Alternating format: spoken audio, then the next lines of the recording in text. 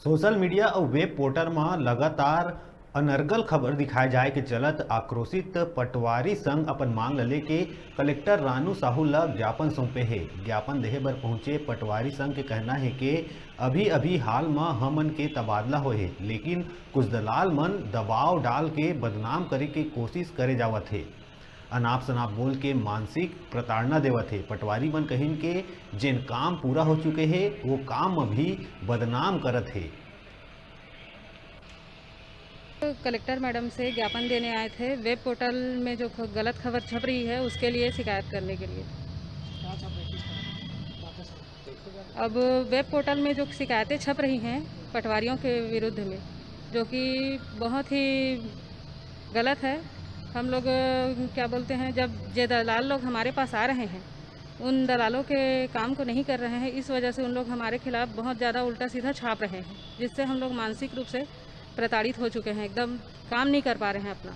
मुझे वहाँ चौहद्दी के लिए परेशान किया जा रहा है।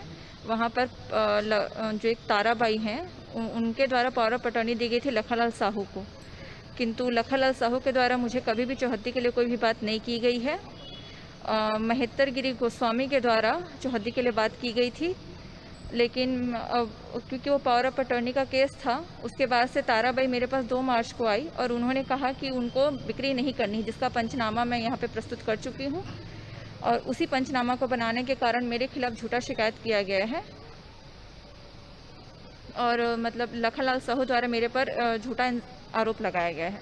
कलेक्टर मैडम पास इसलिए आया था क्योंकि विगत 2-3 दिनों से फर्जी पत्रकार वेब पोर्टल और समाचार पत्रक में झूठे आरोप लगाए जा रहे हैं। जैसा कि जोराली में पूर्व में ही एनएच का मुआवजा बन चुका है, पूरा काम एनएच का कंप्लीट हो चुका है। मेरे पास ना तो कोई किसान आया है, ना ही कोई प्रकरण मेरे पास लंबित है एनएच के मामले में, क्योंकि पूर्व में उसका मुआवजा बन चुका है।